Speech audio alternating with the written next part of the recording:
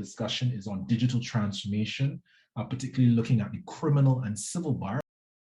So Teni, you're going to get us going, some perspectives on Ruggles' very wide-ranging presentation. Good morning, Bevil. Good morning, Ruggles. Good morning to your panelists. Bevil, it's good to see you. I mean, we've been doing this for a long time. And there's a point that Ruggles made that I would like to launch on. Access to justice and the pandemic that this digital environment has caused. Because with the evolution of digital technology, we dealt with a digital divide. And my fundamental concern is a civil justice to digital divide. And I guess it's a justice digital divide because it is not everyone who can afford the access. It's not everyone who can access through the technological platforms, and not all of the platforms are developed. So what we have to be conscious of, yes, we're moving forward, but are we creating another type of justice, digital justice divide would be the phrase that I would utilize. In Guyana, we have, because of the pandemic, we have had to adapt, and while the process has yielded results, but we still have an access problem. And I'll give you an example. Guyana is the land of many waters. And one of the things that we've been doing is promoting mediation. I can sit down in my office where I am right now, and I could do several mediations in a day. Last week, Friday, I drove 2 hours from Georgetown, literally across a bridge over the Berbice River, which is one of our main ways, to Berbice to do 2 mediations, one in the morning, one in the afternoon, drove back. We couldn't do it virtually because not everyone in the area had the access to the technology. It is that divide that we have to be very, very conscious of. And how do we bridge that divide? That is the point at which I would like to start, because all of this thing is costing me, for us, yeah, as I said, I'm happy in my office. I have a phone, 1 computer here, a laptop over here, and I could be literally in 3 meetings at the same time. 1 muted, definitely 1, I can tell you 1 is muted right now. But are we creating that digital divide in the justice sector? We have built container courts in Guyana that allow for that to operate. The courts have been remodeled, so the criminal justice system in the High Court and to some extent in the Magistrates Court has adapted. But my fundamental concern is that divide that is being created. For lawyers, I have to say this. Not everybody is ready. I have someone always asks me a question. How do the older lawyers survive in this digital environment? Can you really afford all the access to all of those resources? All the search, all the legal databases and so on. Those things don't come cheaply. So we have to consider that access and what steps are we taking to bridge that particular access? So building. Sorry, go ahead. No, Teni, I just want to. All right, so I'll just jump in there. You raised some very important points, particularly in terms of that digital divide, and it is a major area that we need to address, and certainly something that is engaging the attention of agencies like Apex in terms of making sure that we look at not just developing perhaps software, but looking at capacity building in a holistic sense. What is needed by the legal profession? How can we work with partners in perhaps more technical areas to see that we can assist where necessary? But I also want to say that, and I want to rope in this comment from Leisha Kisto, saying that practitioners need to digitize their practices, and that is inevitable. It's a foregone conclusion. However, the cost of doing so, as you've highlighted, Teni, it can be prohibitive. And we all know when we think about legal research database, not even just the hardware technology, but the software legal research databases, access to that kind of stuff can be quite expensive. And they're saying that it's as if lawyers are required to become now pseudo IT professionals, right?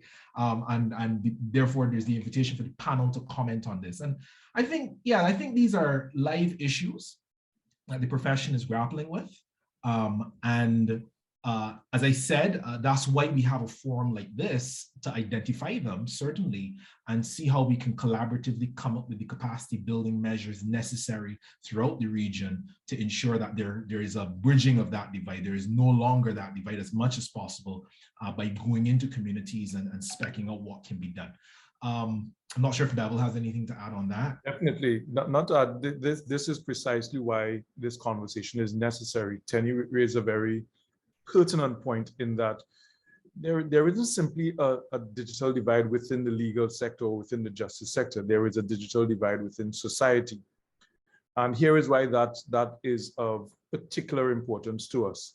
That divide will exist ready or not any particular sector is appropriately equipped to understand or embrace it. So it's a case of ready or not, it is here. It is already here.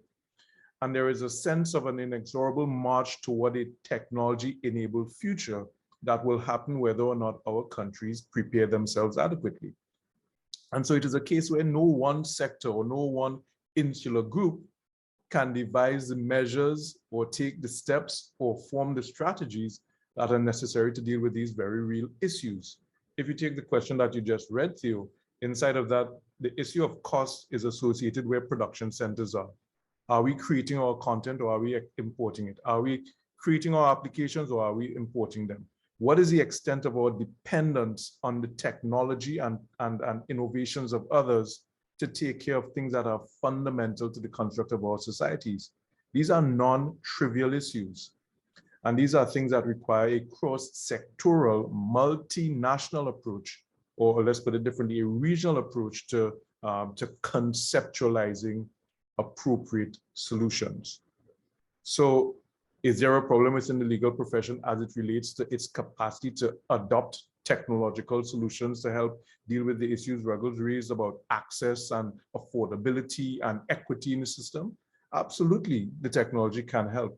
But in helping, it also creates, or in some cases, exacerbate existing issues and creates new issues that we have to contend with.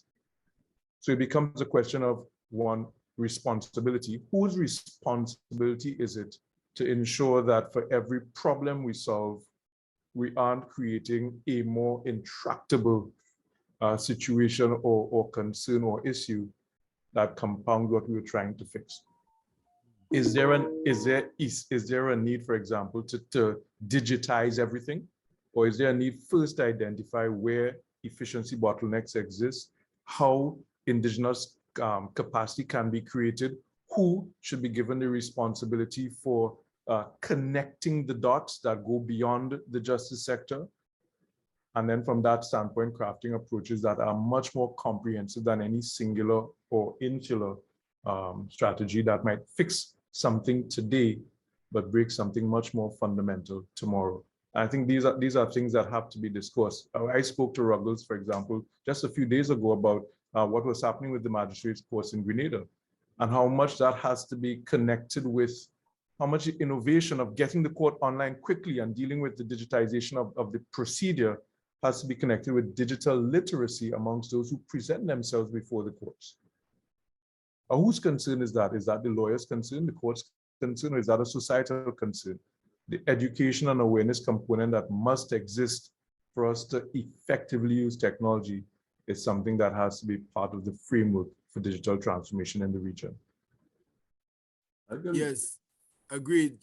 Just to make the point, because often we just take things for granted and feel that we operate in the system, we know it and everybody knows it.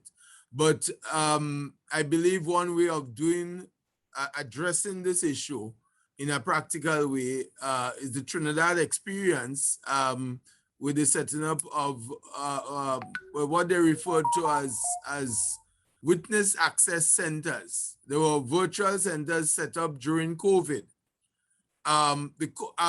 Ironically, the courts were closed. The physical magistrates courts, for example, were closed.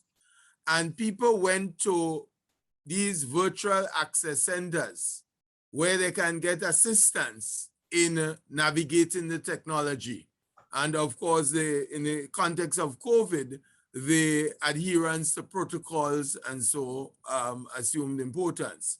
But there is need in the different communities to create these access centers where there can be, it's like a resource center, for example, where you can have training, where you can have the equipment there, and when you need to do court or any other activity, it doesn't have to be court alone, but that people can go there, have access to that center, and have access to the same technology that everybody else has access to, even though they don't have it personally. Just to, I think it's a I have a triangle drawn here with different points. I don't want to say who would be at the apex of the point, but the thing about it is it's multiple sides with a lot of responsibility. Therefore, the physical access points must be an administration point, a government point or a state element. The digitizing of records and files must be the attorney at law point, because if everything is moving digitally, you have a duty to represent your clients, and we have to fulfill that duty. So if it's digital, yes. I mean, the good thing that has happened, the cost of scanners would have gone down tremendously over time. So technology improves, so we have to make that particular investment. It's the people, it's the clients that are the persons that we have to deal with the challenge. I have had situations where I'm sitting down in my office on in a Zoom hearing, and I've had to call my client on WhatsApp and turn the video to the court to show that this is my client, we're on Zoom, and client is present. It's coming back to the same access point, and it has to be a shared responsibility in the, what I have, as I said, is a justice triangle with different points that I said. I don't know who to put at the apex of the triangle, but that is part of it. So that shouldn't be difficult. That part of it shouldn't be difficult at all. I didn't want to say it.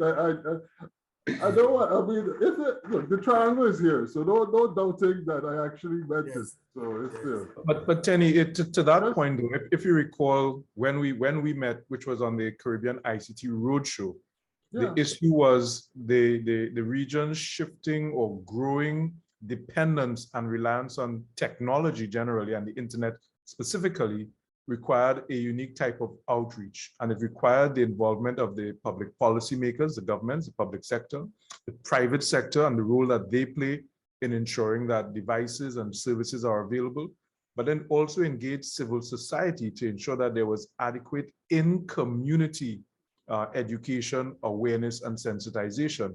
I think we're at a higher rung up that same spiral, where another version of that type of outreach, multi-sector, multidisciplinary, multifaceted outreach that not only involves talk and presentation, but actually involves the building out of a robust infrastructure relevant to the country. So that is your internet services, your cost and quality of technology service delivery, issues around policy concerning the importation and utilization of hardware, the development of local content. I think all of these things have to be mapped in that triangle in a way that allows each group to understand how it fits, connects, and amplifies the intentions and interests of the other groups.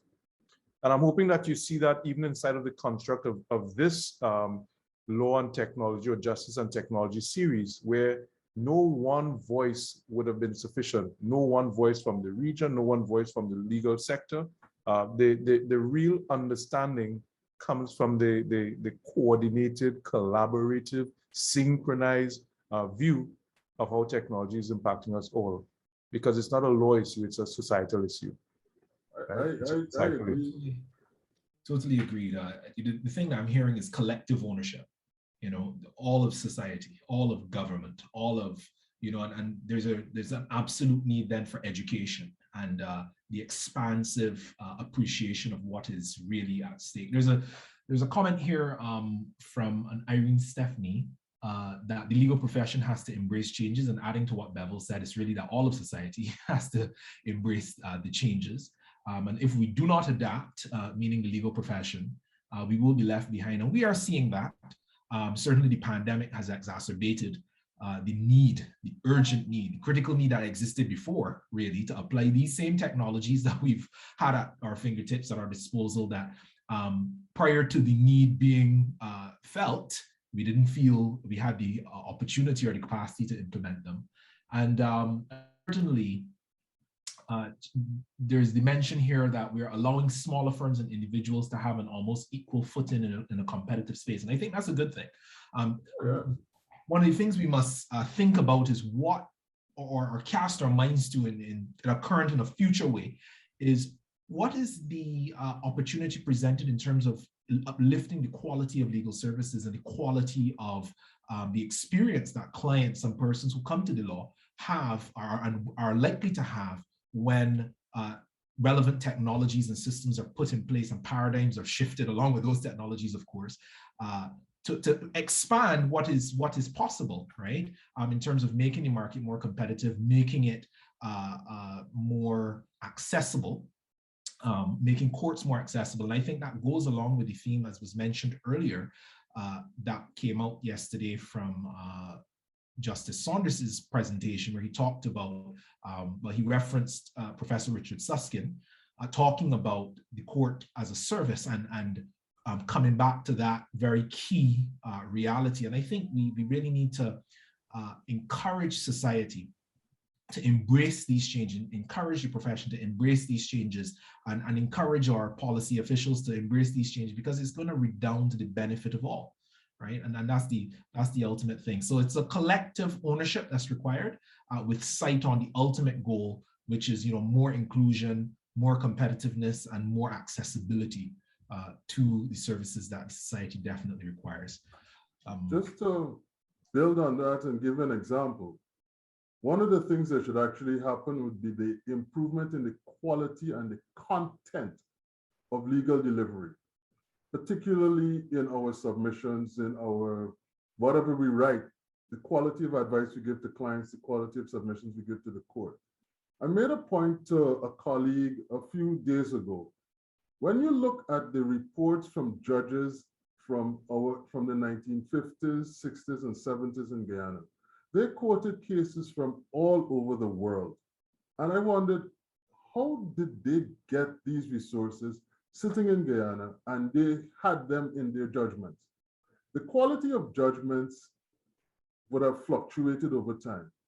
My humble view is there's no excuse for a legal practitioner today not to have at least made an attempt to source cases, precedents, and examples from throughout the world, whether through a paying database or not.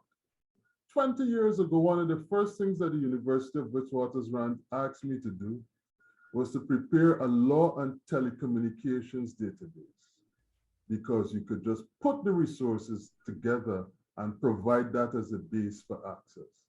So the knowledge base is potentially expanded to just its information overload. And you have to learn the skills to manage that overload. But that is part of what should happen. The standard of our delivery should increase. Yes.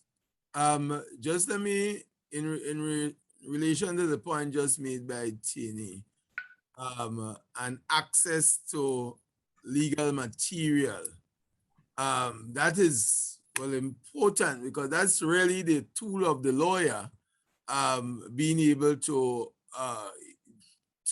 cite cases and precedents authorities, And of course, there are some single practitioners and others who would find the cost challenging.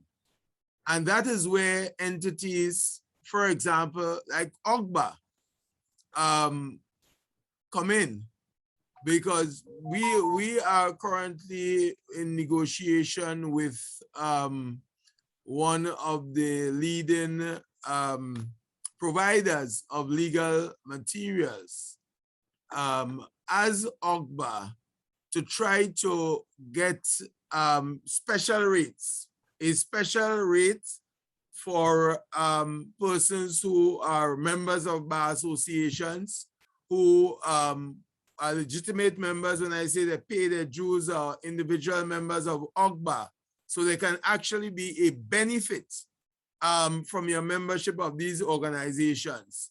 And we are currently engaging in discussions where that particular provider can provide at a significantly reduced cost.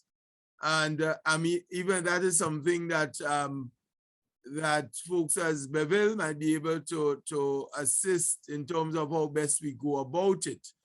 But where a single practitioner who has just started off can't afford to take out subscription to with a legal publisher, they can, through their membership of OGBA, get special consideration. But that is extremely important, and it's possible. But again, it needs organization, institutional support, and collaboration. Totally agreed. Ruggles, there's, Sorry, Teni. we see that there's a word that should be removed from the modern approach to law: sole practitioner. If 4 young practitioners get together and say, okay, we will make a subscription to one of the legal databases, we will contribute equally to that subscription. All they have to do is coordinate the access. Because if you have one access point and you share the passwords, somebody logs on at 10 o'clock in the night and they can't log on, WhatsApp the group and say, who's on? And manage it that way. I mean, I can tell you that for legal aid in Guyana, that is something that we have thought about. One subscription, 6 lawyers, y'all work it out. Yeah. So the idea of being sole does not compute, and I pick that word deliberately, with the future of practice. Yeah. So that is something that I hope young practitioners think about. Agreed. They share the password anyway when they're at law school, continue to share it afterwards. Good comment there, Teni. And it's actually, that's a wrap. Time to wrap it up. But thank you very much to my fellow participants for a very interesting, I think even practical discussion. We got some practical solutions in terms of some of the things that are accessible to us now. Ways of operation, technologies that we can use to really advance the legal profession forward with digital transformation. So we'll move now to our open mic segment, wrapping up of the forum. And we're gonna have Ruggles and Bevil lead us in that. Okay, guys.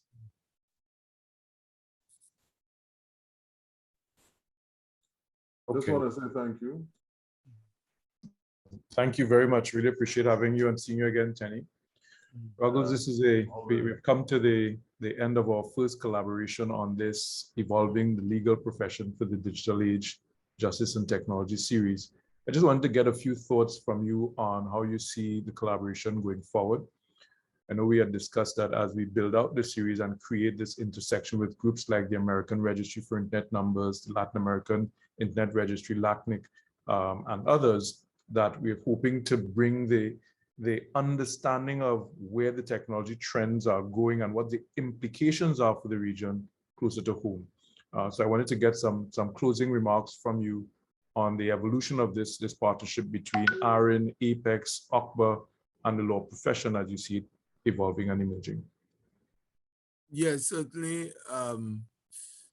Well, OCBA pledges its support, its complete support for this project. And in fact, you ought to be commended for the initiatives you are not just taking now, but have taken over the years to bring technology to the region. And I think probably it must be very frustrating for you at times when you look around and you see the antiquated modes of operation under our system, using the CCJ as an example. I mean, the CCJ is an example of what homegrown can do, because the CCJ introduced Apex software sometime in 2016, I believe, Bevil. And, you know, there was this example of a case out of Barbados that I wanted to use earlier, but the Professor Eddie Vento's case, when he was contending that he had the right to vote in the May 2018 general elections in Barbados. He went to the High Court sometime in January 2018. The High Court ruled in his favor. In May 2018, I believe is May 8, 2018, the Court of Appeal reversed the High Court ruling. Now, elections in Barbados, that's May 24th. The Court of Appeal reverses the decision then. His legal team applies for special leave to appeal the decision to the CCJ. After hours on May 11th, 2018, on May 11th. And the CCJ gets the information on May 11th, at the night or evening of May 11th, organizes a sit-in of the court on Sunday at 12 noon, Sunday, May 13th at 12 noon. All the documents through the same system, Apex system, are sent to the CCJ by the lawyers in Barbados, hundreds of pages of documents. There is a sitting on the Sunday, the CCJ grants special leave, and hears the matter on the Sunday. Rules, gives an oral ruling in favor of Professor Ventos, and orders that on May 14, the following day by 12 noon, that he be entered a register of cause to be registered for the elections at the pain of committal of the chief electoral officer. And by May 16th, there was a detailed judgment, very insightful judgment by May 16th by the CCJ, which was published then. Imagine that. That almost sounds like somewhere outer space. In 5 days, the court has been able to receive an application, hear and determine the application in 5 days. And that is what technology enables us to do. And I don't think I need to elaborate further, just close by using that example and to show the possibilities that exist for us once we embrace technology in moving forward and use our local experts, bring them together so they can guide us on the way forward. So certainly, Bevil, you can be assured that Apex and the other collaborators have the full support of OCBA moving forward, and we have already discussed sessions, possible sessions, well, not possible, but sessions going forward into the future. I think you mentioned the next possible session, February. February the 22nd, yes. Right, February 22nd. So we are certainly on board, and you have our full support. Excellent, and I really thank you for that. As you're talking there, this statement that I've made several times throughout the region, people hear better when they can see. And what is necessary and what we're hoping that these initiatives continue to provide is clear sightlines into what is actually possible. It's one thing to say that courts can be faster or more efficient or justice can be more effectively served. It's another matter when we hold up relevant regional and local examples of what is actually possible using the technology. There is a point that was developed yesterday that I want to bring into my closing remarks here, and that is there's a difference between smart courts that simply procure and implement technology and intelligent courts where you have decisive leadership taking effective use of the available technology and the potential that it brings to actually transform things. And that's what we're hoping for in this series. We want to bring information that provides a different understanding and a different level of sight into what is possible so that we can advance and so that we can change, strengthen, and improve the delivery of justice for all. That's a promise of technology, but it is a promise that cannot be realized unless and until the technology is appropriately understood and unless and until the technology is appropriately harnessed and deployed. And that is what we're hoping that you would have gotten from today's session, and we hope that you'll also get that from the sessions to come. In the past few years, and particularly over the past several months, we've seen the more urgent need and imperative for professional development in the legal profession, and particularly as it relates to this intersection of law and technology. And I think our deliberations today have underscored that the increasing impact of technological innovation, not just in law, but on society itself, is something that we all must be more aware of and more able to translate into what it means in our day-to-day practice. Within the contours of today's presentation, we could also discern the very real risks associated with the outmoded legislation that we're still working under and inside of in several of our jurisdictions. We can also discern the risk associated with technical and technological ignorance in the profession. And I think something else that has come up as a silent undercurrent inside today's sessions was also the risk of inaction to embrace digital transformation. It is no longer something that it is to come. It is something that it is now upon us. These factors have underscored the requirement for a structured, coordinated, and collaborative approach to legal education. Such an approach is the foundation of this Justice and Technology series. So our commitment, my commitment, the commitment of our partners, Aaron, LACNIC, CAJO, the CCJ, all of these partners and the CTU, of course, the Caribbean Telecommunications Union, our commitment is to present you, the legal professionals, with the insights that are not just regional, but that are global. It is our hope that these perspectives, when once shared, will help inform your local, relevant, practical, professional decision-making for the benefit of all, the justice sector and our region.